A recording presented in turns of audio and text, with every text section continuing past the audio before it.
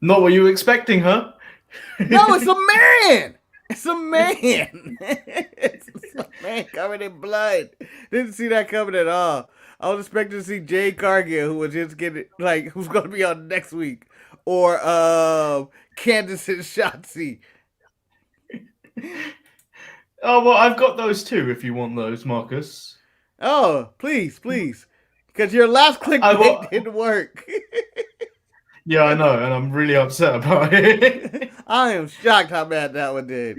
She has hate. uh, well, it's currently at 69 views, so hey. Hey, hey, someone's having a party. So let's. Someone's I'm having a gonna go through. birthday. I'm gonna go through some of the MJF ones first. Okay. So I had this one, which is obviously the thumbnail. We got that one. Oh, that's very Right, just superhero like, but crotch almost in our face. this is a thank you shot of when he threw Jericho off the cage. And Nice. then I've got this Mario. shot of Tully looking like Colonel Sanders. Can I tell you, someone still does not belong in this picture. And he knows it, and it looks like he's sneaking in and photobombing him. And that's Sean Spears. He is not But a the part worst of part Pinnacle. is, He's the, photobombing him right here. the worst part about this is Dax has been left out. This is the picture they released on Instagram. Oh. But this is the screenshot I grabbed from the video of the promo they cut after the show. Poor Dax. Poor Dax. Sean Spears also still looks like he doesn't belong in this picture. Marcus, this looks like a white power poster. This is scary. Every black man's fear right here. 5 generations of white supremacy. So, of course, I've got this one. You know, when I saw that, it reminded me of the scene in Lethal Weapon where Rick's like, "Do you really want to jump? Do you wanna?" Then they just fall into that giant inflatable thing. Look at the cardboard rail. Come on. Come you know they on. should Why have are we never so shot close on this? that? Why They are we should so have never close shot. They on should have this? shot this from the top down. They should have never shot this way. Yeah. Show me something far away. When Dana B throws Matt Riddle over the rail, when Bobby Lashley tosses Matt Riddle into the Thunderdome, they never show the cushion, at least. We know there's a cushion there. All right? But don't show it. There's multiple times. And don't try and sell Dana B me. shows cushion Don't falls. even sell me that it's concrete. Never sell me that it's concrete. Yeah. Oh, that concrete floor on that steel pad. None of this looks legit. Wrestling is fake. They ruined it. He killed that magician. That looks like a picture in Vegas. Like just randomly, the bro knocked out the street magician. Whatever, bro. Can't take my money, bro. You can't take my money, bro. You didn't pull a rabbit out of your hat, bro. You couldn't really do that. And then what I was attempting to go with clickbait was obviously this. But I don't think these people will draw into clickbait. No. I even tried in half and half, and I didn't think it would work.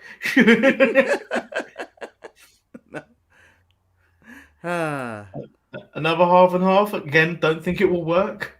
No. Maybe if he was on the other side, maybe, and they were like, "Hey, look at all that blood, man." I know what your choice of the thumbnail would be. Okay, well, what would it be? It is! It's him pooping in the thing. He did it. You did it. You adorable little doggy. You took a shit in the tank. And I like the fact that Ember's face is like, this motherfucker. Ember Moon had Mike Vick thoughts in her mind right now. That dog's about to be buried in the backyard of the Performance Center. But what a picture. Look at him. He's so adorable. Look at him. He's the happiest dog on the planet. How is this dog trained for camera? Look at it. I don't know. Look at his face in this one. Perfect. Yes. Yeah, perfect. And then here again, perfect. Yeah, like when he just runs off and it's just the perfect run off the top of the tank. I'm sure it was multiple takes, but come on. Come on, no dog is supposed to be this good at his job. He's so good. He took his. I'm Shotzi Blackheart, the ballsy badass, and you are watching the Untitled Manny and Marcus show. Remember to like the video and subscribe. Ow, ow, ow!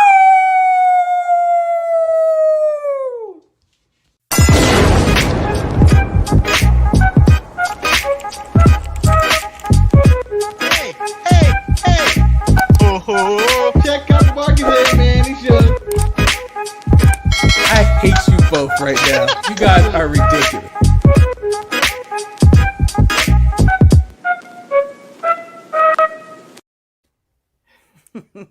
Greatest dog in wrestling. Greatest Yes. dog in wrestling. Like that dog, I want to be at his Hall of Fame ceremony. that speech is gonna be epic too. I already know it. He's gonna better get than the emotional. British Bulldog's dog. I can't even think of any other dogs around. Tori Wilson's Fifi. dog. He's better than Fifi. Yeah. Greatest dog in the history of wrestling. Renee Dupree's dog. Fifi. I believe didn't the Yoketo Taco Bell dog host Raw one time? He's better than him. Wow, he never. Welcome to the Untitled Manny and Marcus show. Better I'm, than of course, Junkyard Dog. I am, of course, Lord Manny Hayes, and I'm joined by Marcus. The grand finale. He's better than Rick Steiner, the dog-faced gremlin. He's fucking killing it. He's better than the Stone Pit Bull. Yes. He'll whoop the Stone Pitbull's ass. With kindness and admiration. And then he'd shit in his boot. Yeah, shit in his boots. And he's what's Ishii gonna do? Go, oh, he shit in my boots. He's mad as so much. We've got a lot to get into this show today, Marcus. You ready to jump into it? I'm ready to jump into it, and then just like Chris Jericho's ready to jump into a giant inflatable bag of cardboard steel rails. So let's kick off with NXT. Kicking off with a blood feud between Leon Ruff and Swerve Scott. Yes, yes. I didn't get that. Shut up. If you would have watched the match series and you were paying attention, you would have got that. All right, it was two black men selling out a beef over I don't know what the hell this feud's about, but they tried to make a video package around it. They succeeded, in my opinion. The match starts off hot with Leon completely worked up and over himself, running into a man's knee. I don't know if anybody's ever ran into a man's knee ever. That was the great thing because he was already hyped up at the beginning of the match. The referee had to hold him back for Swerve to take off his coat. Yes. And then the moment Swerve took off his coat, he charged at him. Swerve turned around, just cool as a cucumber, just put up his knee. Yep. The calmest V trigger I've ever had. Yes. That was a V trigger. Very calm, relaxed. And I was like, this is a 1 minute KO. KO! Oh! I would have loved it if it would have been a 1 second KO. If he just ran into the field like, nope, you're done. You're done. You're knocked out. You're done. It reminded me of Mike Tyson Punch Out whenever, and I know Bald Bull is a lot bigger and balder and whiter and complete opposite of Leon Ruff. But the way he charges after you, and then all you gotta do is punch him in the stomach perfectly, and it's just like, ooh, and he goes down the end. That's what that was. That was a knockout. But this match started off the Tuesday night war off hot because I thought this was an amazing wrestling match. Really, yeah, I thought it was a really fun match. The only problem I had with it was I felt like a lot was taken away by picture in picture because it felt like all the backstage stuff happened in picture. Yeah. The false count anywhere part. Yeah, that was the fun part of that match, and then they end up back in the ring near the end, pretty much the end of picture in picture, and Yeah, then Swerve picks up the win with the aid of AJ Francis, who seems like the nicest man alive. Who seems like the nicest man alive on Hidden Treasures. Manny, I would have willingly jumped into his arms too, because it seems like people willingly give this man stuff to put into WWE's archive to collect dust, because there ain't nowhere else to put it. I don't know why they want it back. What are they doing with it? Keeping it just in the warehouse? We want this back. And later in the night, we see Swerve and his new gang, consisting of Cameo and the Ashante the Adonis. They have to be a gang. They have to be a gang or a posse. They just can't be friends, Manny. That's racist. And you're a racist. I was going to say crew, but you didn't even let me finish. But okay. Yeah, no. They leave the arena. It's more fun to call you a racist. It's no fun. It's more fun to call you a racist. Because this is the blackest crew in WWE right now, beating out the Hurt Business. Beating the Hurt out. Business is done. They're done. They don't have a group anymore. That's why they beat the Hurt Business. Yeah, I don't like this group though. You know why? What? Because they don't have the same decorum as the Hurt Business. The Hurt Business came with a debonair attitude of beating your ass up in suits. These guys are nothing but street thugs. Wow. Just because of the way they dress, they are not thugs. Manny, you're a racist. You're a racist. Another code word. You're a racist. You can't come up with racist twice. You can't call a racist twice, and it's only been on air for 11 minutes. You have called them multiple things other than what they are. It's the new dominant stable in the group. Although, back to the match, I enjoyed the hell out of the match. The finish, I don't know who Leon Ruff was actually jumping at. Because AJ Francis, he was nowhere. He was actually nowhere near Swerve at that point. There was no save. It was just like, what? You fell into my arms. And then, but I was shocked that he's a part of the group, considering that he is, as you said, the nicest man on A&E. Well, there was another part of this match where I thought Leon Ruff. Well, first of all, Leon Ruff nearly died about several times in this match. But the point where Swerve picked up a toolbox from underneath the ring and then threw it. And even Leon paused to go, are we doing this? You motherfucker trying to kill me? What is Swerve's finisher, or that one finisher he did on the outside when Leon jumped off the gate and then he flipped him? I thought that was the end of the match. Oh, that was a when really good spot. When he flipped him onto the apron. Yeah.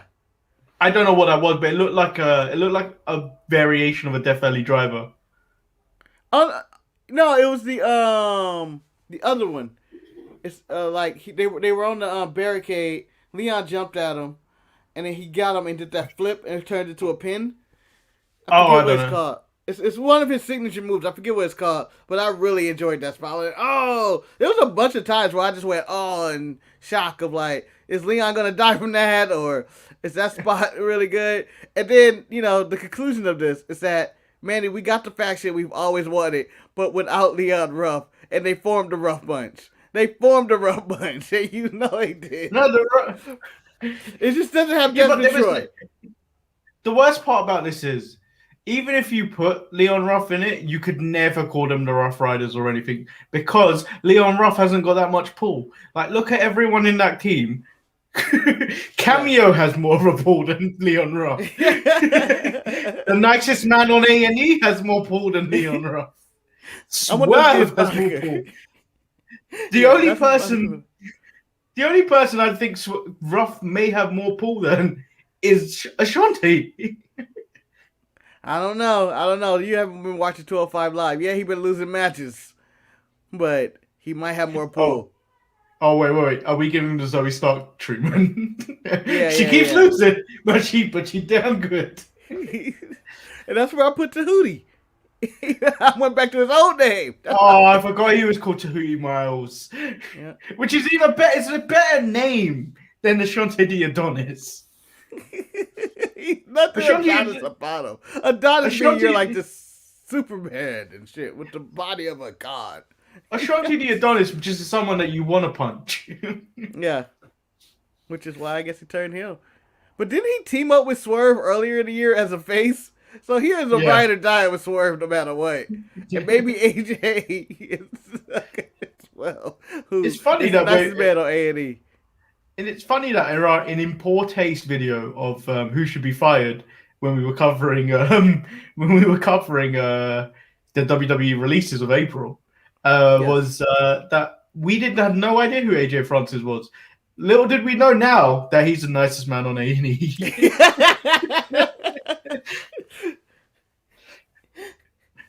That guy on A&E, I just want a hug from that man.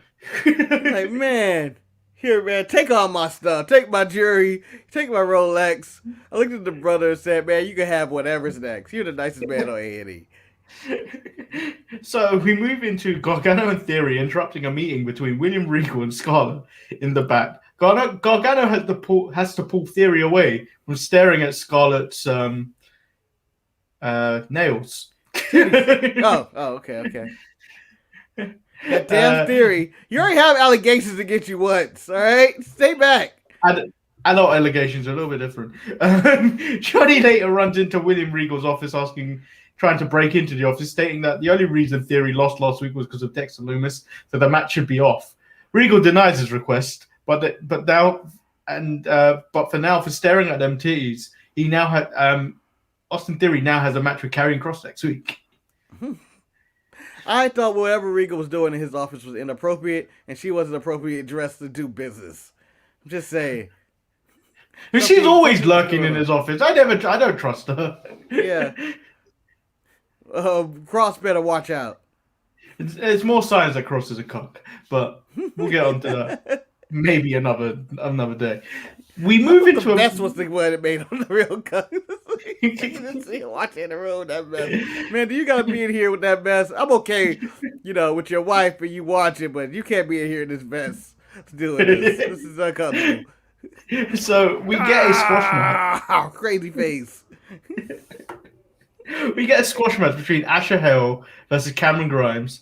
It was a squash match, and then the more fun bits about this was the backstage segments where Everrise tried to get some of that Cameron Grimes clout. Yes. But Marcus, he hasn't got room for more friends, as he's already got enough friends. Himself, and I. Anyway. And he was going to the VIP room. I thought he'd get a nightclub call to the moon or straight to the moon or something where he just hangs out and it's just him blowing money. Well, I thought the guy that the jobber he fought was like, when you can't buy Darby Allin, you get this guy. I thought it was Shane Thorne in regular attire. No one recognized you, Slapjack. No one recognized me as Slapjack either. Upon arrival, Grimes isn't allowed into the VIP room because $1 Million Man has beat him to it once again. Tells Grimes, damn Ted DiBiase. Don't just rent a room when you can buy the whole place.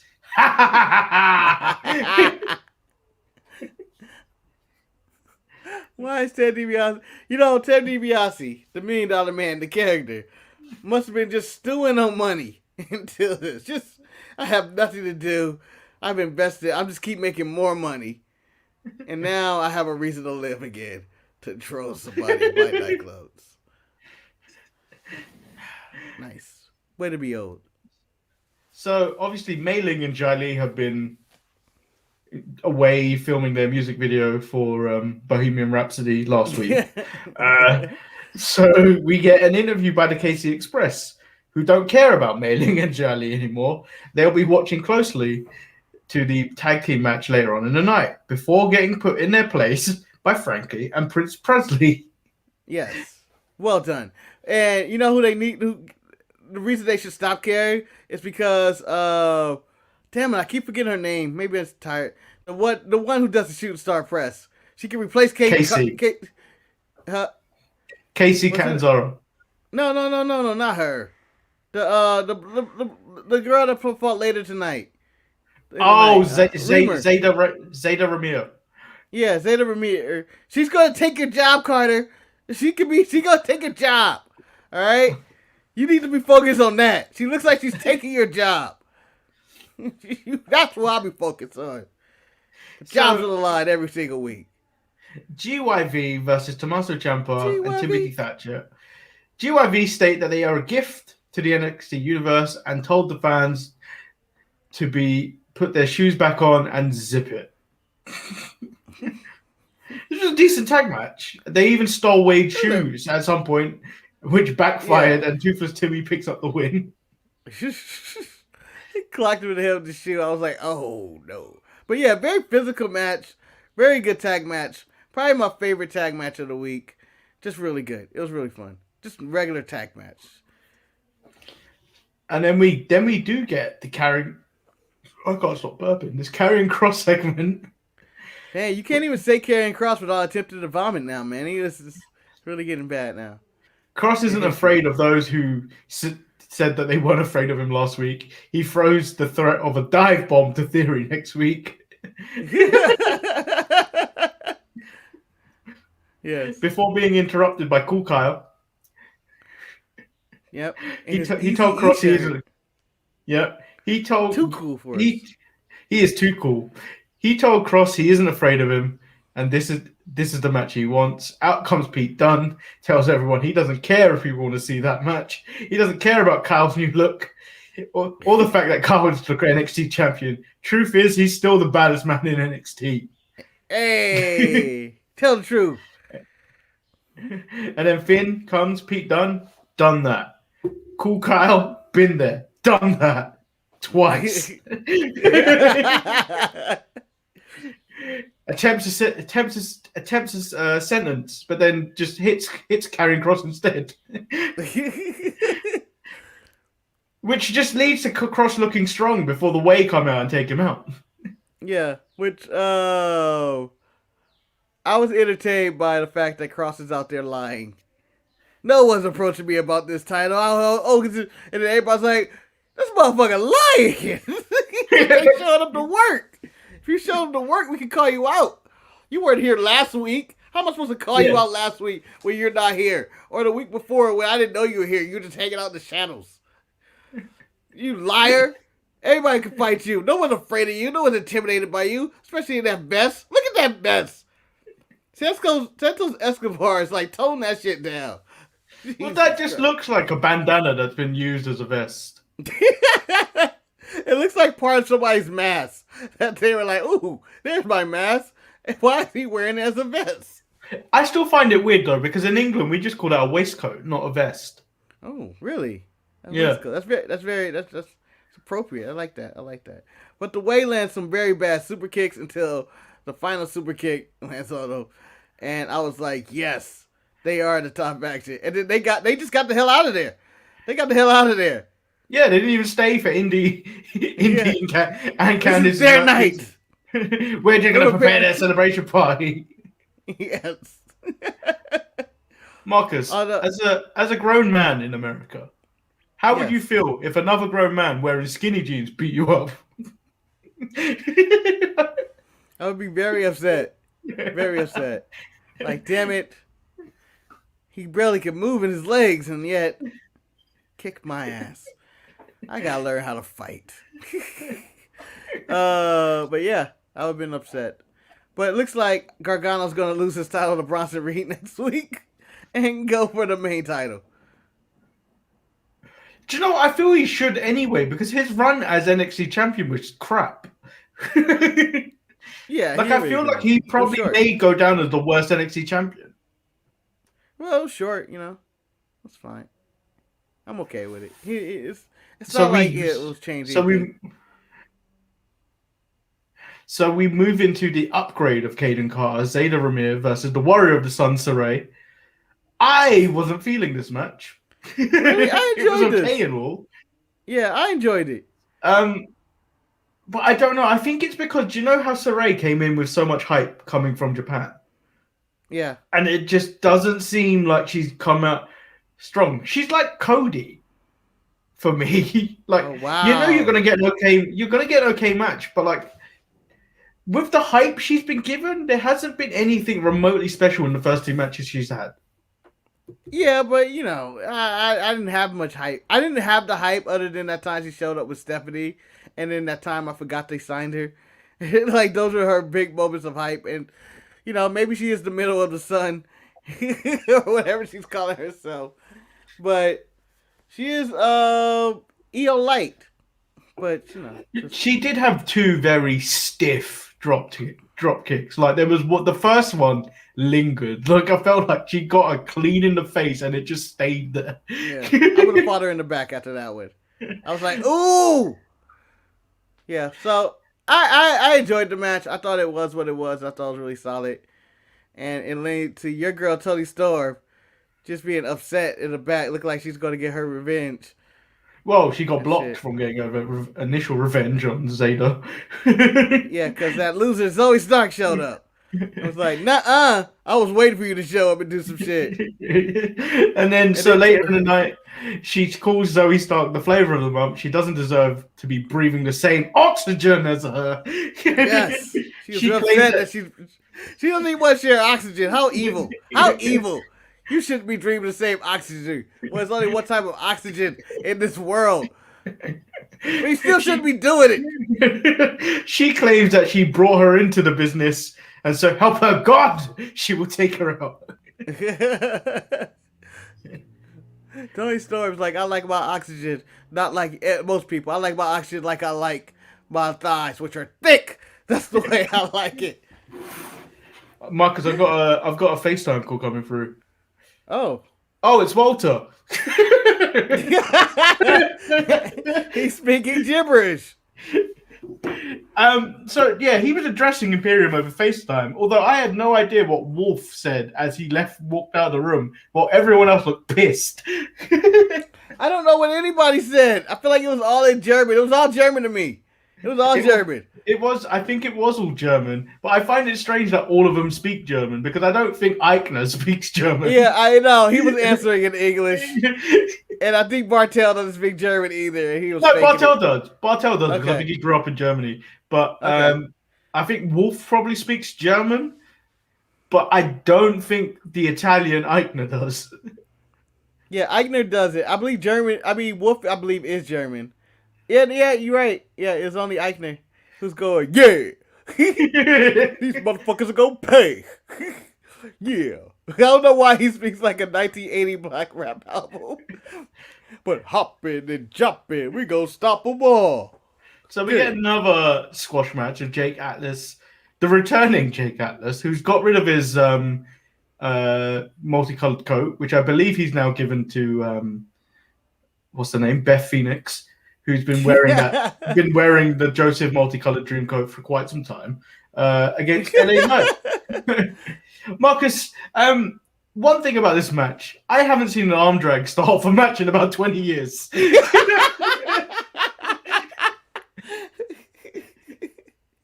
All right, we're gonna take them back a little bit. I saw two arm drags. I was like, "What is this? I ain't seen this in years." What's next? A hip toss? You gonna body slam him next? You know what other move I probably haven't seen in a very long time? The abdominal stretch. when you hold the rope for more. Yeah. What are you doing? Nothing. I always enjoyed the peak of the ref. And you drop the hand, they're like, oh, okay, I'll see it. And then they really get it in. They're really like, yeah, the ref got to kick the arm. That's what I need to see. That's how old ass is. This is very old school. LA Knight's very old school. In a solid squash. He look good. You know. Yeah. He wins with a stunner, which I felt was weird. Has he always done a stunner? I don't know. I can't remember any of his matches since he joined. I don't know. I can't remember any of his victories since he joined, you know? Yeah, I don't know anything about this man. So, Legado del Fantasma make clear they are challenging for the NXT Cruiserweight title and the NXT Tag Team Championships. Kushida interrupts to set a date for their title match, which is a 2 out of 3 falls match next week on NXT, which Santos accepts. Yeah, I mean, why wouldn't he? He'd be like, nah, that's not the way I want it. I don't want it that way.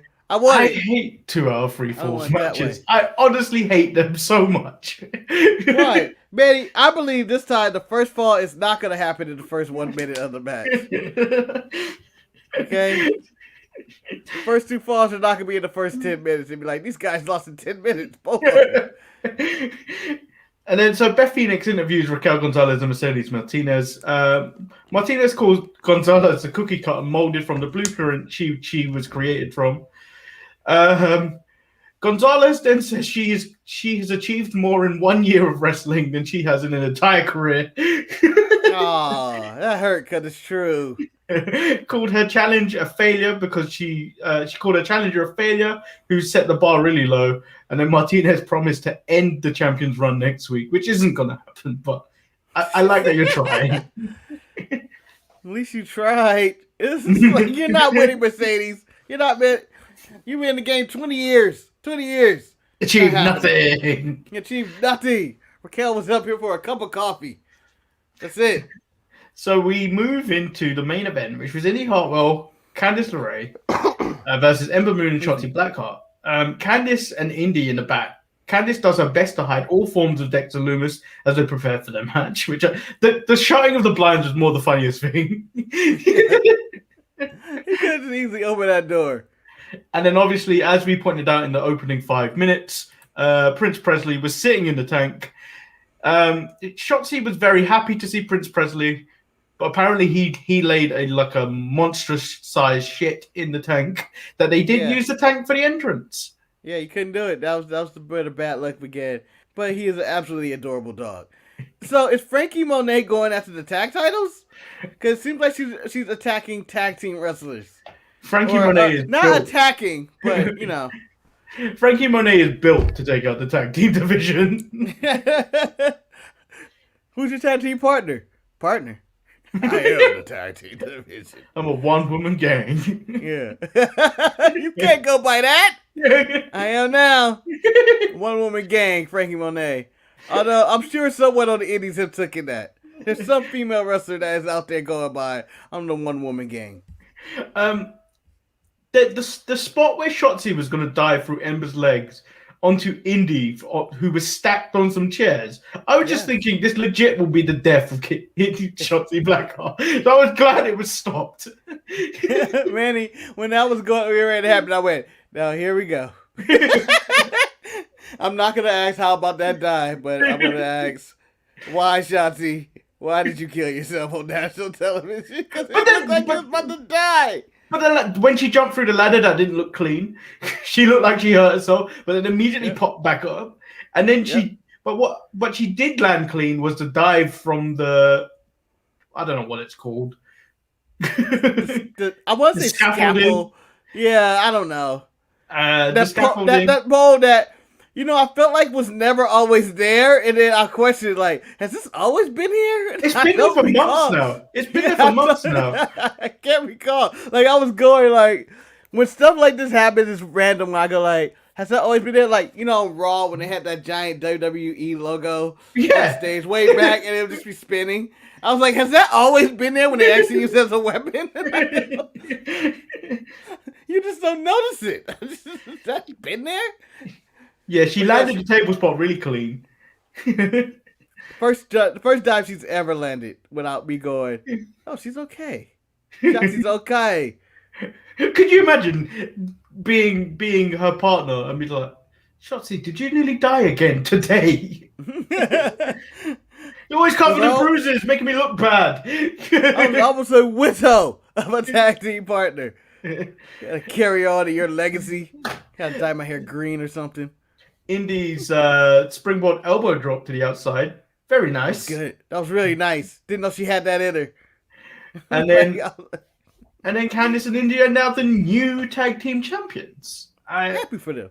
I'm happy for them. I'm not too sure the titles have changed 3 times in about 60 days. But I feel like the way will keep it longer. Yeah. Shotzi and Ember were never going to keep it that long. I enjoyed NXT.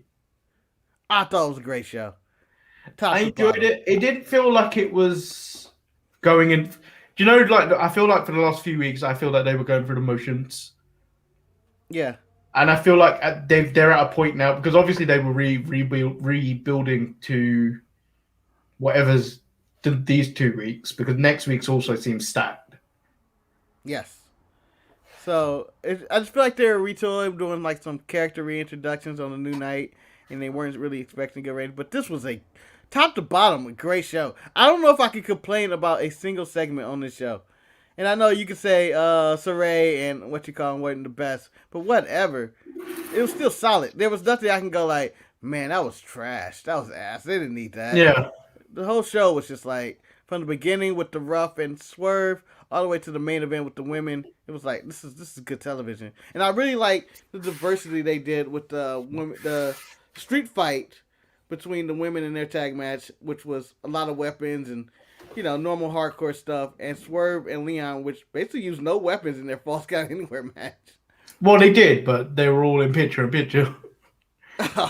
Yeah, see, that's what you do. You change it up. No, but that's the problem with me. That immediately my brain is auto-tuned to just look away when I don't look at it.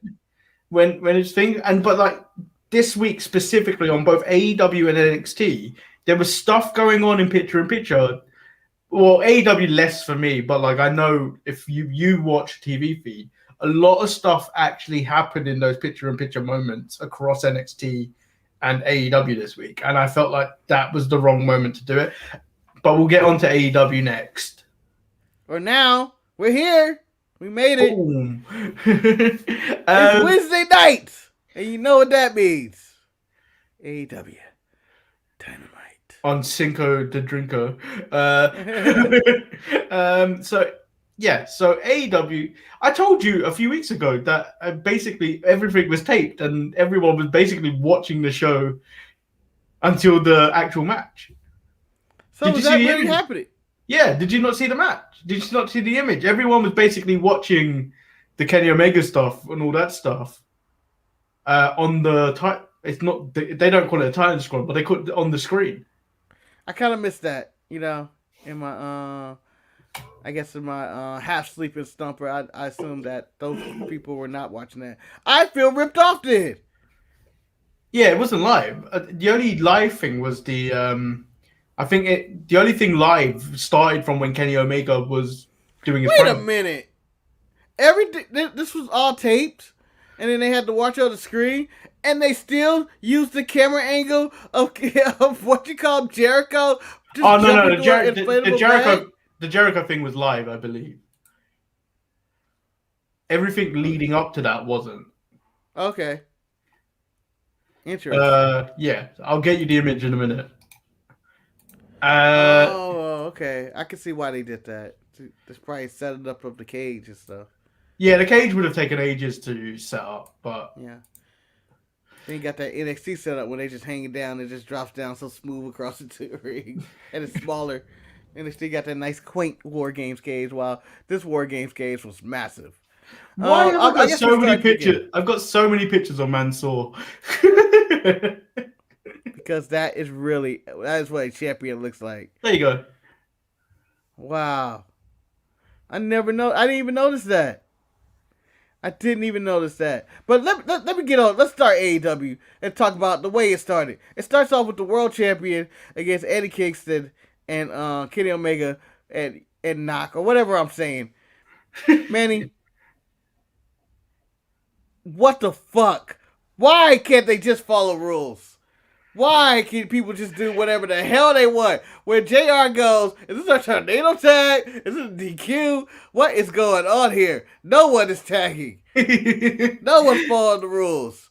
And it only got worse later. Yeah, so I really didn't like this at all. No. So I wrote earlier, what do you have to do in AEW to get disqualified?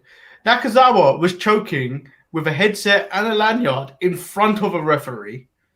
We'll get onto it later. We'll get onto this the following match later, but QT Marshall struck Cody with a weight belt in front of the referee. Arn Anderson put hands on QT Marshall and grind his head against the ring post in front of the referee. Not even just one referee, several referees. Yeah. And then during picture-in-picture, Red Velvet assisted the attack of QT Marshall on the outside. Yes. You can do whatever the hell you want. And it doesn't make sense.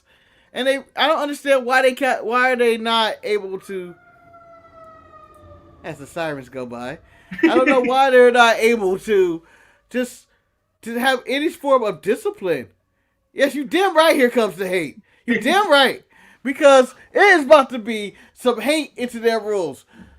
No, JR was speaking. For once, I was going, JR was the only logical person out there. Because the wrestlers gave zero fucks about what they were doing. And this match with Omega, my main issue was, this is my main issue with this match. So, even though they did the choke in the lanyard thing and there should be a DQ, whatever, it's a lanyard. I'm not DQing anybody for a lanyard. I do not care that much about that.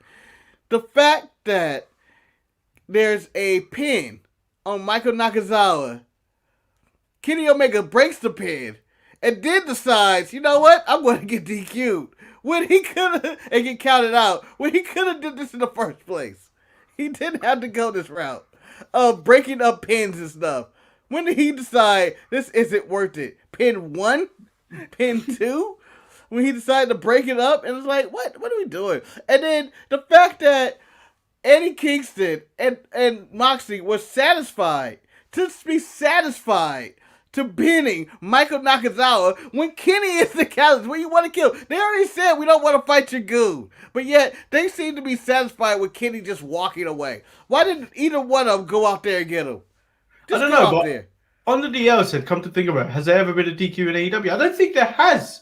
If there has, it's maybe like 1 or 2 times. But like the referees seem to just let it go.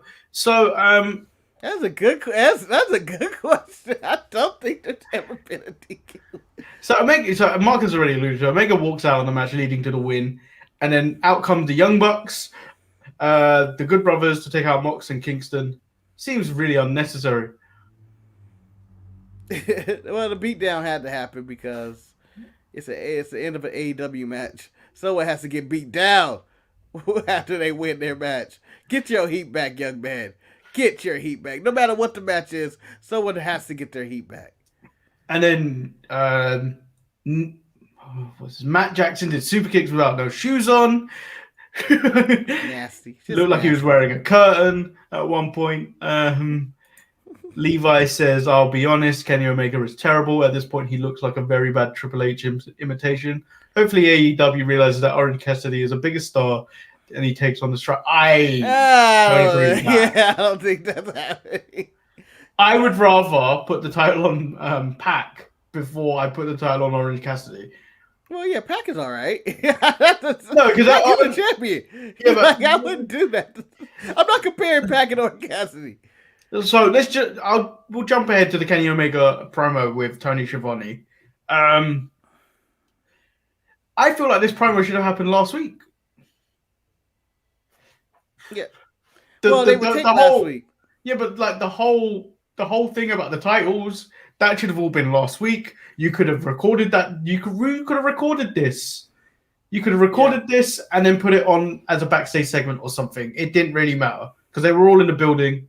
They could have just shot something really quickly, and it had more impact than what they did last week. Hey, more impact. Was there a pun intended? No. Nope.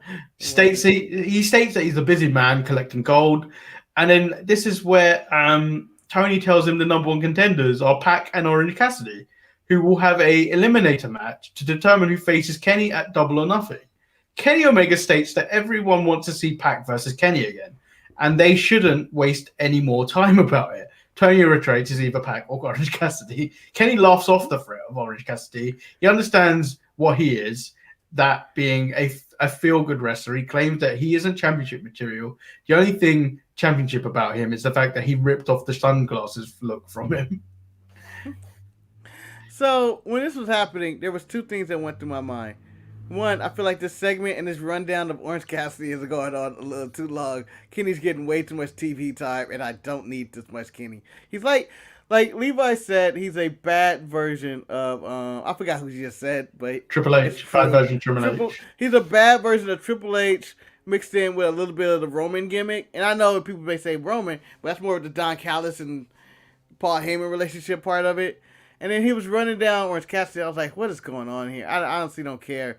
because where was Hangman Page, Manny? Where was Hangman Page? He was the number one contender, and he lost last week to Brian Cage after a jump attack. And I was like, how did Pac and Orange Cassidy jump over him or even Brian Cage? Because I thought maybe Brian Cage was coming out. Pac hasn't wrestled in like 3 weeks.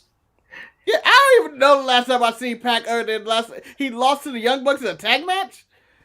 Yeah, which was like 2 weeks ago. Yeah, I mean, so when he said these were the number one contenders, I went, how? How did we get here? I feel like this long draw out of having to realize that Hangman Page and Kenny Omega's probably going to have a big blow off match at some point, and having to wait for that seems nonsensical when your big show is Double or Nothing. Yeah. And you should be booking him to win that match. I don't understand why he's not even in the question of it. I'm curious about that too. Maybe he got hurt. Maybe he's hurt. I don't think he is. I think everything to do with that Dark Order stuff is holding him back, as well as everyone else in the Dark Order. Because they have no idea what they're doing with all those people. And because he's so heavily linked with them, they don't have any idea what to do with him either. But I feel like the story would make sense for Hangman Page with the Dark Order against the Elite. It does. About, these are my real friends. These are my better friends and all this. And we built toward that right now instead of just drawing this out. Because I think their next pay-per-view after Double or Nothing is 4 more months after that. And I'm like, there's nothing that these people can do in this time. And I feel like Strike While the Iron is hot. Like, this will be the time right here. And I feel like Orange Cassidy does not come off as a real contender to Kenny Omega. And I feel like he's going to beat Pac because, he ran him down. And Pac was not on the scene. It'd be a strange thing to put the title on him, but I can see why you would. But it just doesn't seem given that he's the belt collector, it doesn't seem like any point putting the title on Orange Cassidy right now.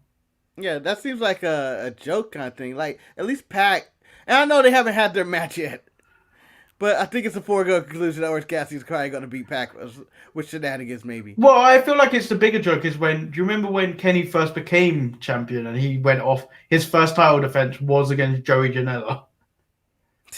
Well, that's everybody's first title defense. So we get to the next match, which was Cody Rhodes versus QT Marshall. Again, I've written the rules, so clearly don't apply tonight. This was out of control. I don't understand. It was out of control. Let all this happen.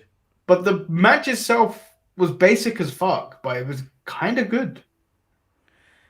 Yeah, but it was too much. It was like the whole fact that Arn can do, like, it took me out of it when they didn't DQ people, and just that part of it took me out. Like when Cody was taking off his belt. And the referee's like, no, you can't use that. This is outrageous. And then QT gets his belt and always start whipping in front of the referee. There's no, like, the fact that there was nothing caught there. And he's just like, come on, man. You can't be doing that. Come on. And I'm like, what are we doing? And then Arn's out there literally biting somebody's throat out. Yeah. What's going on? But then, so the finish was Cody Rhodes applying the figure 4 leg lock on QT Marshall, who taps out. But interestingly, there's 2 things to this. Who the hell taps out to a figure 4 in 2021? Someone that got it on top of a bus. And then, second, whilst applying the figure 4, Cody somehow cuts himself. Yes. I don't even know what happened there. Not to feel left out for what happens later on in the night. But it doesn't seem that, unless his skin is made out of paper, it doesn't make sense of how he bled that much. Yeah. So I don't even understand why we had this little feud. Now that the QT Marshall was beaten by Cody, he's dead in the water. As he already was anyway. But the setup is for this next match. Why is he holding his nuts? Oh, my nuts! Well, it's so stupid. And then I kind of enjoyed that they covered the American Nightmare up with the Union Jack. I was like, I knew you would. And there was part of me that thought that might be the thumbnail for the day. And then it would have to go with British History Month again, because I'm going to ask you a million questions about the Union Jack and the flag, and how do you feel that they keep announcing him as a bronze medalist, and is he going to beat Cody, and blah, blah, blah, and blah, blah, blah. Manny, you froze again. Oh, no, hold on. I'll sort that out. So the next thing was the next thing was Scorpio Sky. It was Orange Cassidy. I was like, who's OC? Yeah. I thought he was talking about the group, the OC, and I was like, baby, there's no more. No more. Scorpio Sky and all ego Ethan Page. I loved this promo. I thought it was great. Scorpio states Sting is nothing but a mosquito feeding off the blood of this company. He tells Steve, not Sting, he tells Steve he has overstayed his welcome. Showtime is over, and he's the franchise now, bitch. Yeah, bitch, you're a fraud. You're a fraud, Steve. Sting's a fraud. Scorpio Sky, you're my hero. Yes. And then all ego eat the Page talk, and I was like, that is a young Bobby Roode talking right there. They got themselves a Bobby Roode. A nice young Bobby Roode. Canadian and all and everything. And then they talked their shit, and I was happy with it. And then Darby tries to jump him. And then they throw Darby down some stairs. Yeah. So, my whole thing, I was loving the commentary. They were like, oh, what are they doing? They showed him. They don't have to go this far. And I was like, no, he attacked them. He attacked them blindside. Yeah, they broke Sting's ankle. So what? I break Sting ankles on the basketball courts. Hey, son. But Darby get thrown down the stairs. I went, why? Why would you do that to yourself? For what reason? So, yeah, I didn't think that was a good idea, because he could have actually seriously got hurt. Yeah, I went, oh, why? No. Because he literally looked like he was thrown down the stairs. The quote Wade Barrett. So later on in the night, Miro does come out, states that he has a contract that states he has a title match against Darby Allin next week. In 7 days, we will find out what will happen to the man that doesn't mind dying when he meets the man that doesn't mind killing him.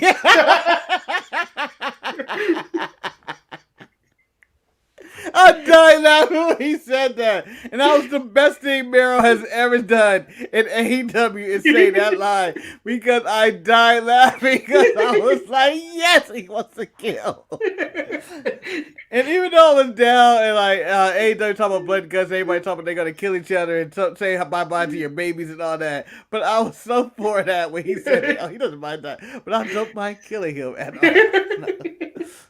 And you know, the contract states whether Darby can compete or not, which is a dick move from Tony Khan, considering that the man was just thrown down some stairs. No, if he could compete or not, rain or shine, you know, happen. So we get a squash match between Britt Baker and Julia I'm Not From Calgary Hart. I died laughing when she was like, this is the most jobber-rific girl in the history of wrestling. She's never going to be anything. I don't believe people from our era, she must be younger than us, are called Julia. That seems to be a common old person name. Yeah. You know what? Not since Julia Roberts or Julia Childs. Julia's dead. I haven't met a Julia in my life, I don't think. Shit. The Julias are gone. Marcus, I think this may be the first time I saw this segment. Technique by Taz. This isn't. He's done this before. I love the fact that he broke down Christian's signature moves and then why they aren't effective. Nothing but shade in the frog splash. Look at his knees. He can't get no tuck in that. Those old ass knees. Look how bad he's trying to pull that kill switch around. He's so fucking tired and useless now. A real man just throws him like my boy Hobbs. This dude is weak. He's sloppy. He's old. He's gonna get himself killed. There was so much shade. And then I love the bit of the text of what was these moves are done by professionals. Please do not try this. But yeah, he's done it with other wrestlers like Hangman Page and stuff, and it was fair assessments. This is just him trashing somebody. Look at this weak ass jump. Chris just made a name for himself doing these moves. He just can't do it no more. He's tired. He's old. He's washed up. Get out the game. These young folks are gonna kill you. I die laughing. It's just pure shade. So we get the Varsity Blondes versus Jurassic Express versus SCU versus Acclaimed. This match was alright. Didn't like it. You didn't like it? I No. kind of liked it. I just don't like the boring. I don't like the concept of fatal 4-way tags. I feel like they're pretty stupid. Because especially unless one participant of all four are in the ring, even though that gets messy, I don't like the fact that people can just randomly tag themselves in. It just breaks up whatever I'm watching. What's AEW, Manny? People can. No, but this happened. No, but this happened. This happens in any time. Like I've seen this happen in WWE. Yeah. I just don't like for instance, Jungle Boy could be tagged in by Christopher Daniels. I don't know why you dislike that. I always like that rule. I always like when the heels would be in a match and they figure out a way to tag themselves out, and then they realize that, oh wait, we have to be a part of the decision. Otherwise, we lose our titles.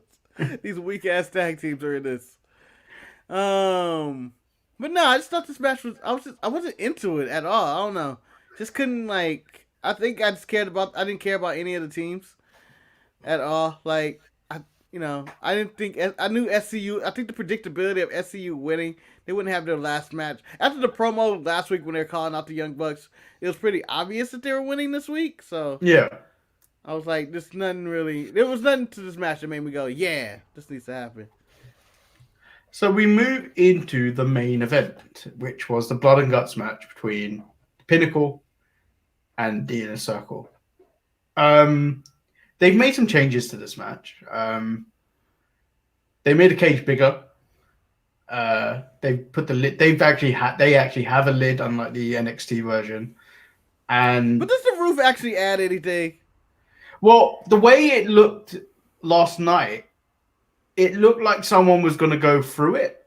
It looked like it was positioned because it was the different colors of the thing. It almost looked like someone may go through it. And then I think they removed the rule that if you escape, the escape rule, you lose the match anyway. What rule is that? So if you NXT, that's a rule. No, but even in the original War Games matches, if you escape the cage, you lose the match. It counts as surrender. Yeah. Okay. So I feel like they've removed that to allow what happened on the top of the cage. Okay, so my main issue with this match, well, one of the things I didn't like, I don't like the surrender rule. I think a pinfall would just be good enough, or like the submission or surrender. I was like, it's just not, it doesn't look good on TV. It's not gonna come off good at all, no matter how you do it. To see someone go, we surrender, and I know they did it to save Jericho from being thrown off into those cardboard cutouts there, but it would. I couldn't imagine any other way that people saying they surrender looks good in this, and I think a pinfall would look so much better if they would just threw Jericho off on the pads and then someone got pinned. It would work. I just feel like the shooting, and I know this is the Reddit review, but I'm gonna give you this as running review because I'm not gonna record it again. Manny ain't got time for shit. I ain't got time to record. As I've stated numerous times on this show, I was always done with this story pretty much since November, since Dinner Debonair. That is when this story had jumped the shark. It's just not funny. It wasn't entertaining anymore for me. And for me, that's when it ended. So that's limited when I stopped caring. So if we're giving star ratings, it just doesn't get a star for me. So in Manny's world, if they remained in a circle, they lived happily ever after Dinner Debonair. No. I'm fully aware. No. I'm fully aware that No. this story has continued. But for me, I have wiped it out from all memory that I do not want to notice or care about anything to do with MJF and Chris Jericho. Okay. So in your world, I must say that you wiped out all memory. You're going like, so they're not eating dinner and dancing together no more? All right. No. That's what... That was their big send off. That was how they died and went into heaven. I just feel like this story was rushed. Like, I would have rather for this to happen. And I know they were not going to do it at Double or Nothing, but if the Inner Circle were off TV for more than like a week, I feel like, after their beatdown or something, or two, and the Pinnacle got a little bit of a run, as just like running roughshod through AEW and establishing themselves as a heel faction, because it seems like only one heel faction could be established throughout the company, even though they have 20 different heel factions. So only the Elite seems to be the one that can win matches. The other ones just seem to lose, like the Factory lost. They were nothing. And the Pinnacle won this week, but I just feel like it was all rushed. So, in editing form, Manny, I'm going to say the story does not get a star for me. Dun, dun, dun. So atmosphere and production, I was going to give it a star. Yeah? But then that Jericho thing happened. See, I'm 50-50 on the atmosphere. I don't know, and I know there's no such thing as half a star. Yeah, no, but that's the thing. We don't give half a star, so you either give it or you star. don't. If you either give it or you don't, but we're not. You either give it or you don't. That's the criteria now. Yeah, because I thought the atmosphere was there. I thought the crowd fans, seemed the hyped. crowd. Well, it was the only thing they got to see that night. So the cage and the double ring looked really good. I thought, all that was fine. The ending sucked, and I thought there was just lapses of camera work of just missing stuff. Like, I feel like we were just up on that cage with MJF and Jericho at the end of that match for like an hour of them just doing stuff. And I was like, what's happening down there? And you hear chair shots and stuff, or you hear something. And it's like, what is going on down there? And I feel like I was missing a lot of action. And the fact that I had to watch this on TNT with all the commercial breaks interrupting it, really, I think, hurt this match. Like, this should have been a pay-per-view or commercial free. And I know some people got to see the Fight TV feed. Like, I think that's the one you watch. Yeah. You get to see more. But I feel like anytime the match was do something, it would be either coming back or going to commercial, and I don't pay attention to picture. In fact, spoiler alert, I skip picture every single time I get it. Okay? Don't need it. Because I always feel like nothing really happens. But I feel like in this match, they were just doing stuff in there, and there were people bleeding, and there were weapons and shots, and people being attacked in there. So, for me, I cannot give it a star for atmosphere just because of all of the commercial breaks, the just random shots, like camera angle, and then that last shot of just watching Jericho jump into a giant pillow. Well, I think for AEW they'll learn from this. I don't know how to do certain shots, because I think they learned. Obviously, the shot of him landing would have looked better than him. Obviously, we seeing a close-up shot on the side of him landing. Yeah. They should have watched a lot of Shane McMahon dives. More likely the one from Dallas when he's wrestling The Undertaker, when they shoot him from the top view, you really don't actually see the landing. Well, I mean, multiple times you can see the cushion, but you really gotta look. It's dark and whatever. But you're far away when you see it on one drop, and then the other drop you do the upward shot in which you just see the Undertaker basically moving and him fall through a table and stuff I think it's a case much like WWE. Well, a spot like that, they would have rehearsed that spot a couple of times just to see what best way to do it on TV. Much like how we criticized AEW when it was the explosive match. I can't even remember. Barbed wire death match. Yeah, that match. It seemed like they didn't really plan it out. Like, obviously, if you saw that it was going to look like that, you wouldn't have done it. You know what I mean? Like, they were expecting something magical, and they didn't get it. So I feel like, realistically, they should have practiced someone falling off that onto that thing. It's not like they have a budget where they can only do it once. Yeah, I feel like they practiced the fall. I just think they didn't, practice, tell the cameraman or the production crew what they were going to do. Because I think Jericho fell like a champ. He fell. It was a good fall. It's just that the landing is just so like, the shot of it, it's just so jarring of, oh.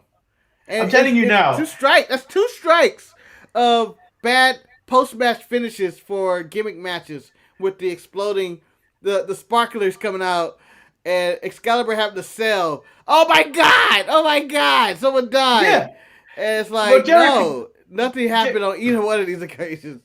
I feel like Jericho falling off that cage was he probably wanted it to look like the Hans Gruber falling off the skyscraper of Nakatomi Plaza from Die Hard, but they fucked it up because they should have done the top down look of him falling, because you wouldn't have noticed all the padding and everything nearly as much because it was a far shot. Yeah. I would say you would go with Scar and Mufasa, Manny. Brother, no! Maybe the best fall ever. If I was going to rebook this as well, I probably would have had it I would have had Jericho surrendering and then having with the threat of what's his face? Guevara? Yeah, Guevara being thrown off. And then the swerve of Guevara secretly in cahoots with oh wow. Yeah.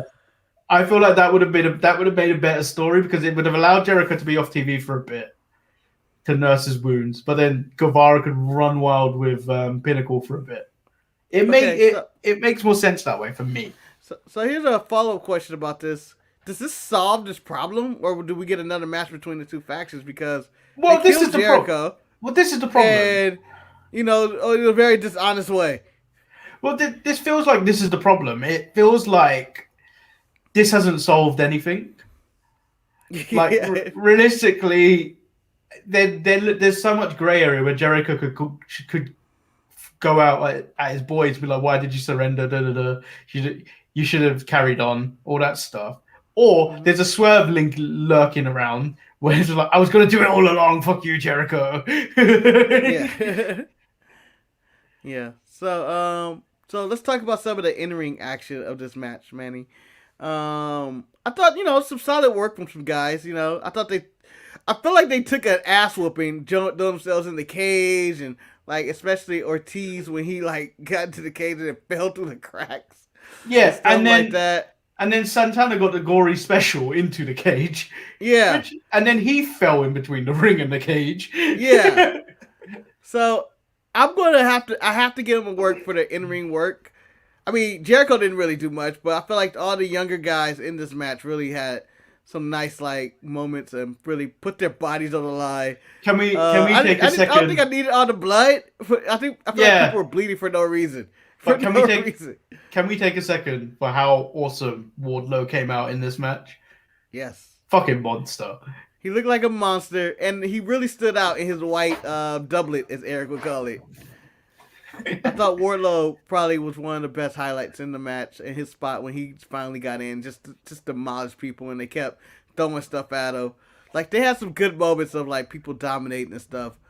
But, I don't know, I just felt like, just the way things were shot, I feel like I was missing stuff, or it was just, like, a bunch of random people fighting. I feel like it was a long, like, into segment pull apart that they never separated in. Yeah, that was my main issue with this match. I feel like that's kind of what happens in these types of matches. Like especially on the NXT side, you'll see a lot of weird shit going on because you're kind of just working your way to the next spot in these types of matches. Yeah, but for me, I feel like in the NXT War Games, I don't know. I feel like the structure's better, the pacing's better, or something. Like, it builds up to something, or they have a spot here, but maybe they'll cut away and they'll show somebody getting stomped in the corner, or there's a bunch of people laid out. I don't know. I think maybe it's because it has false finishes toward the end. Yeah. And there was some stuff in this match that also didn't make sense. Sean Spears lost this match in like the first 2 minutes. Like, he was tapping out, even though you couldn't lose yet, or someone else, Dax went for the pin early on. I guess maybe to reestablish the rule that But they clearly said there are no pinfalls in this match. Yeah, Like, no, that's but instinct. the commentators just mentioned that it was instinct. So like, yeah, I let that one go. I don't know. I feel like in this match, yeah, instinct, but he kind of hung there for a while. Like, you know the rules that everybody has to be in the match and you can't win by pinfall. I feel like he clearly didn't know the rules of this match. But I can see where you can let that go. I was kind of in the vein of like, I can let that go. I like, but it's kind of stupid that he had no clue where he was at that Yeah. early in the match. And then I think the in ring was pretty decent. Like even Sammy Guevara got some decent moves in. Like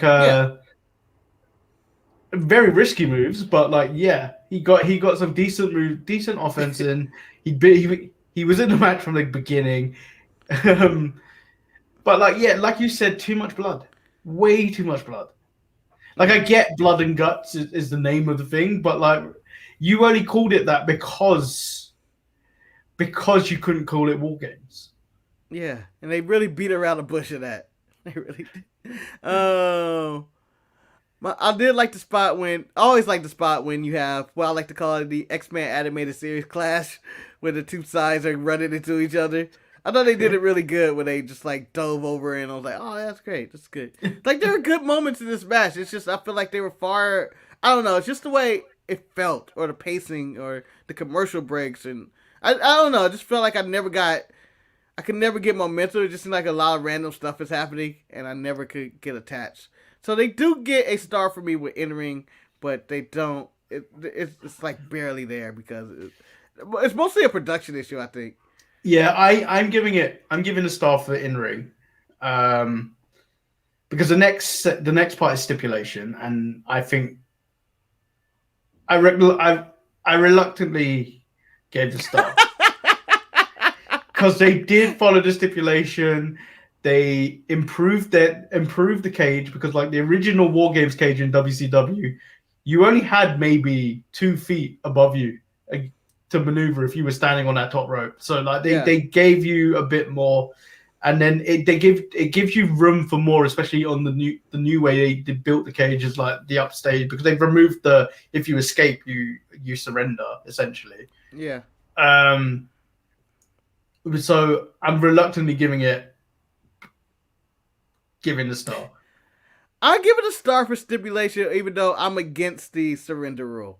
That's not like a good rule that looks good, or submission or whatnot. It's a pinfall works for me. Like if a bunch of people fight for it, like the false finishes were taken out of the match, which I think hurts a match when you just have like, because it didn't seem like anybody was ever going for a submission. I think there was like one Walls of Jericho, there was an armbar from MJF, and there was other stuff, bunch of forks in the eyes, but no one's ever going like give up or surrender right away. Goddamn, like there was none of that, and the referee's teasing he may surrender from this. Oh my god, there wasn't any of that. Yeah. And so I think it takes away when no one seems to be trying to win, and it's just people fighting to the death, and it's like someone's gonna have to go for a surrender or a submission at one point. So you're giving a star? I gave it a star. Okay, so overall entertainment, I was going to give it a star, but again, the ending was a bit lackluster for me. I felt like if this was a pay-per-view, a lot of people would be a lot more annoyed, I feel. But because this was on TV, because you got all the gore and everything, people loved it because it was free. But imagine if you had to pay for that, you'd be quite annoyed, I reckon. And I'm going on that basis. And then... yeah, I wasn't a fan of just the surrender of Jericho potentially being thrown off the cage and everything being stopped. Like, especially when they were not paying any attention to what was going on below the ring once those two were on the top of the cage. It doesn't make any sense the way they did it. It was just like, okay, you had so much time to go up there yourselves if you all just stopped what you were doing. Yeah. It just pace. I don't know. It's just the way the decisions they made with that. For overall entertainment, I'm not giving it a star. I wasn't that entertained with it. I just felt like it was a lot of like, again, just a lot of blood, and there was some violent spots. There was some entertaining stuff in the match. Like the work was fine and stuff, but I just feel like it was too I couldn't just get into it. Like the picture in picture and all that. It really took me out of it. Like I was like, no one can get any momentum. You just seem like you come back from commercial, random moments are happening, and it just seemed like a long pull apart that just wouldn't be broken up. And I was just like, just end this already. Well, that's And the problem it was with a 30-minute match, and I know the other war games are like for NXT normally go like 60 minutes and stuff. But we had people, I think, and maybe I was half sleeping. This could be me, but I feel like people were entered in the middle of commercial breaks instead of like on TV. I feel like right am I going crazy? Wardlow entered during a picture in Yeah, picture. I feel like that should have been a big deal. Like whenever NXT does someone's entering, and I know it's on Takeover, it's a pay-per-view, but I feel like they always have, oh man, they're coming in now. This is that big moment, very Rumble style. Who's coming in next? And like you have that feel of like, oh man, what are they gonna do? And they're gonna wreck shit. Or Dakota Kai turn on Tegan Nox, which is the greatest entry in the history of a thing. No, obviously that was done. Things like this kind of match should be pay-per-view.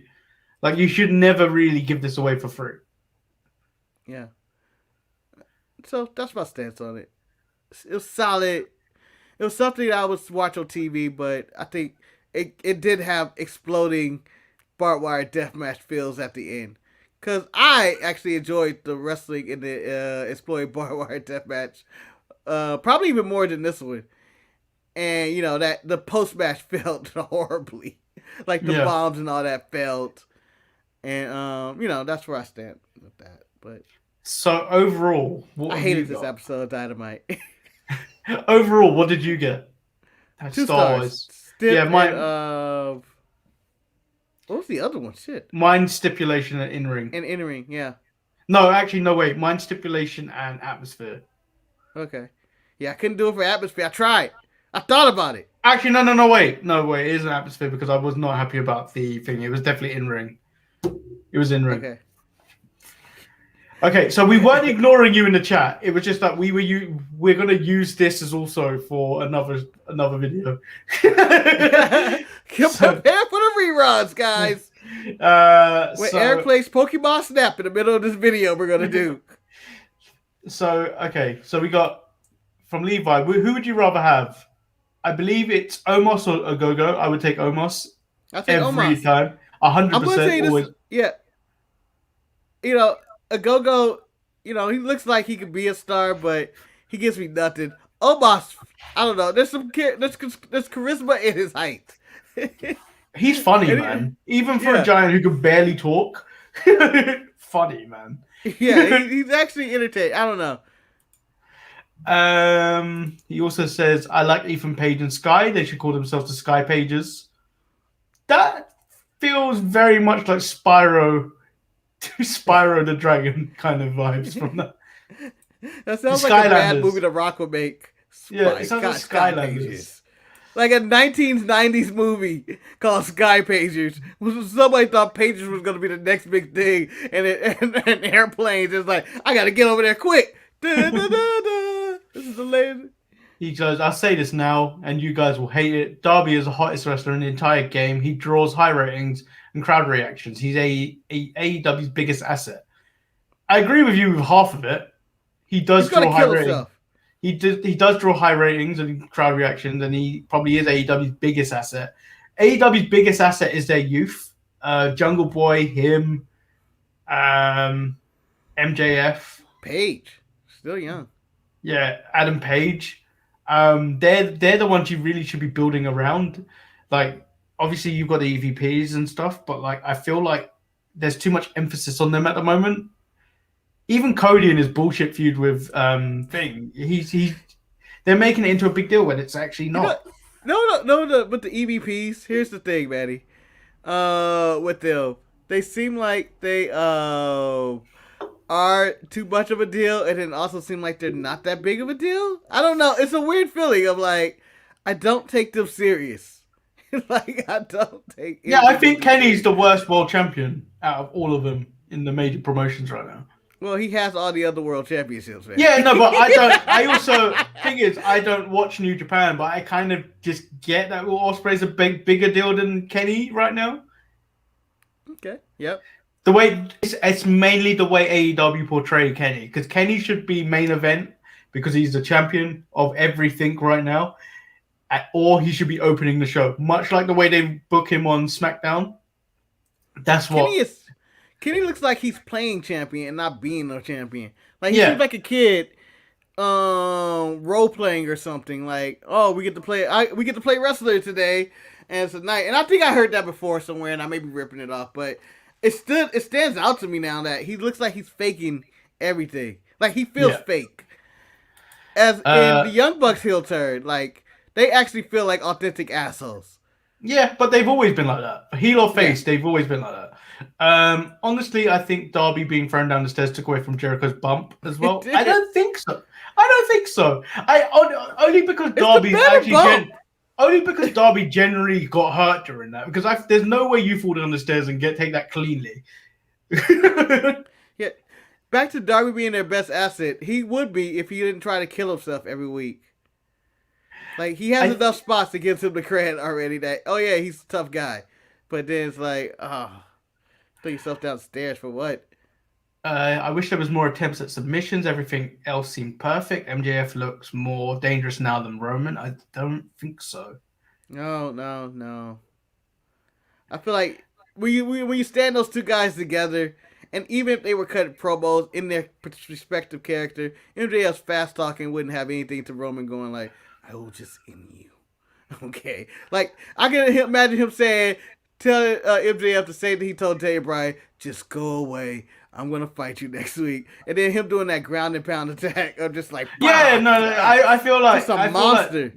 I feel like Roman very much Thanos in this situation. Yeah. Like, do you know that Roman definitely believes he's in the right for everything he's doing, and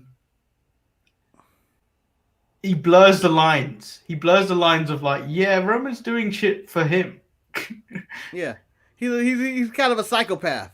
Like, he's a psychopath. You don't really know. You know his motivation, but it doesn't make sense. But only to him. And I feel like if Wardlow could, talk, he could be another Roman. And I like MJF. I think MJF is really talented, and he's gotten really better in the ring. He has great facials. Like, he was a star in this match. I'm not going to take that away from him. Like, him bleeding and posing and shivering and, doing, like, his mannerisms in this match, he was really good. But I don't think he's at Roman's level yet. Just yet. If AEW is smart, they should tie him down to a very long multi-year deal, because he is someone that looks WWE ready in terms of, like, knows how to play the cameras with the facial expressions and everything. He just looks, the way he's built, seems like he's a WWE guy. Yeah, he comes up as a megastar. I wouldn't say megastar, but potential. Yeah, I would say. I meant to put that in front of it. I would say he's above the Miz in terms of shit talking on the mic and can control that mic. And I feel like he can wrestle a lot better than the Miz, and he's younger. So, like, he's obviously the evolution track of the Miz. Yeah, it'd be like, oh, if the Miz had a son, and it was like, oh, this is the upgrade. Oh, okay, I'll take that. There's a lot of chat today. Jericho just took a 12-foot bump at 50 years old, regardless of the crash pad. It's dangerous at any age. I don't even know what that acronym is. I have as an match of the match of the year candidate. The tag match 2 weeks ago was better. Which tag match? I think it's the Pac and Ray Phoenix and the Bucks. I don't think this is. I don't have this as match of the year. No. In terms of AEW, this doesn't even beat Britt Baker and what you call him, and Thunder Rosa unsanctioned. I know that's unsanctioned. It doesn't technically count, but it doesn't beat that one. Yeah, the Thunder Rosa one's better, but I actually enjoyed the women's tag match on NXT better than the unsanctioned match between Thunder Rosa and Britt Baker. Yep. Ooh, that's a good one. Yep. And then you also have I don't even think this match was match of the week.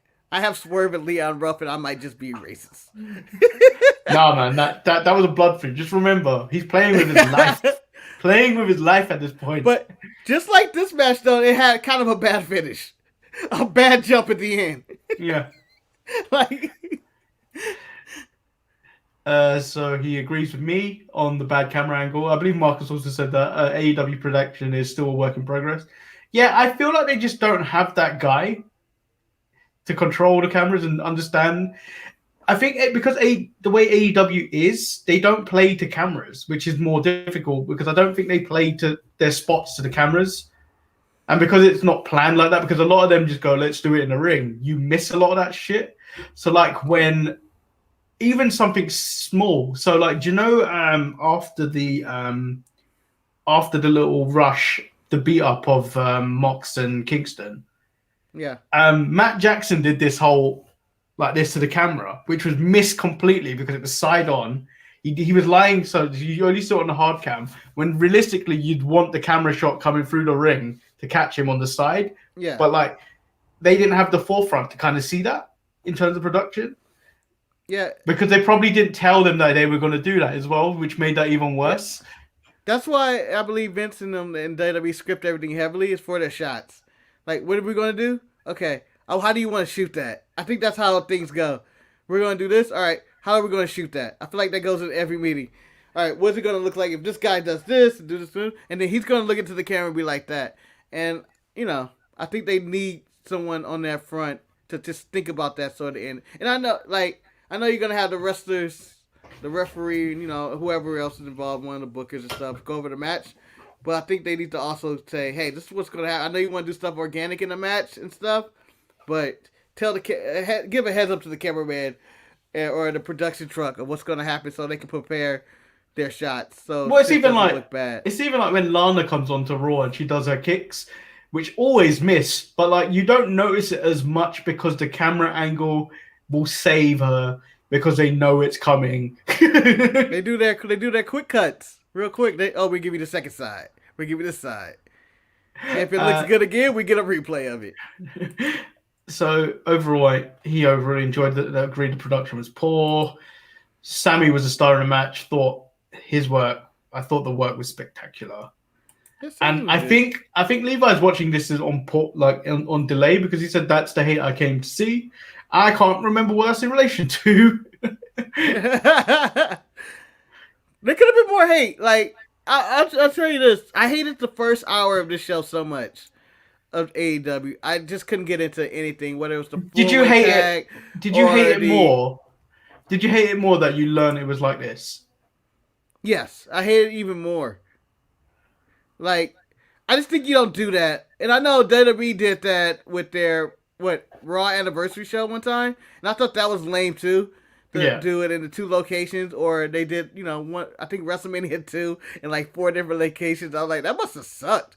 To be a fan, to go to an event, and you're going like, oh my god. And I don't know if they were told. I think they were. I think they were. That's why some were offered refunds because they thought they were going to get a whole show. Yeah, because I feel like I'd be upset. Like, this is, honey, we're going out in the middle of a pandemic to watch War Games. And that's how everybody knows. They're going to have a War Games match. And it may not be honey. It may be, yo, homie, we're going to go do this. And we're all hyped as fuck. And we're going to Jacksonville. We're going to risk our life in COVID to go watch a monitor? I wouldn't want to see that for half the show. For an hour and a half. I would be upset. Yeah, so, yeah, there wasn't much. I didn't hate the match. But like when you put it against the star ratings we obviously made for stuff like this to make a fair rating scale, and then obviously like combine to bring balance between the wrestling community and the fight against Dave melting. It doesn't score very highly, but I'm sure because. Spoiler alert, there is a 4. I've recorded one today with someone. There is a 4 out of 5 coming out. But yeah, obviously their rating will be different to mine and it'll be different to Marcus. Although me and Marcus are very similar today, but Well, it sounds simple that we're very similar, but I probably have more hate in me, but I'm just too tired to express it. Again, like, there's a lot of this match. It was almost to me it felt unwatchable at times. well, the real hate comes out. The real just the way hate it will come was. out. The real hate will come out on Saturday, where it is encouraged by Eric. yes. and then we may release another hate video with a rant video, which will actually get more views than the actual video it came from, which is fucking incredible, for one thing. Rant. I need to know what they're talking about. But yeah, that was the end of Dynamite. It was a mixed show. I got NXT being a better show. I was more hyped at the end of that show. At the end, and maybe I'm just NXT biased because I think it's the best wrestling show ever. Like, I just had so much fun with that show. But it was to me just a better show, top to bottom. Whatever you say about Cross, he's not the best, but he's serviceable in that segment. And I was like, ooh, we're having a fatal four-way of some kind coming up with all these guys who are really dope. Yeah, and if he loses his title, I'm not going to be mad. I wouldn't. If he loses his girl to William Regal, I wouldn't be mad either. That game. So yeah, that's the end of tonight's show. Hope you enjoyed it, and just remember, the real star of the night was this guy. Yes, he said that. Look at him. He just knows how to work a camera. Let me tell you something. The production crew knows how to shoot that damn dog. He's never not smiling. Although, if you look really closely into his eyes, you realize there's something hurting him. Why you gotta do that to him, Marcus? Why have you got to do that I don't know. to him? Have you looked into his eyes? Look deep. Look at his soul. Look at his soul, Manny. You see it. You see it right there. Not right there, though. Not right there. He's a beast. He is so at peace of what he had done. Yes. That's the proudest shit anybody's ever done. Like, ooh, that pedigree came out good. No, it's like, did Frankie put him there, or did he just automatically go there? You see the vignettes, man, that dog goes wherever he wants. He goes wherever he wants. He's a prince. He's a prince.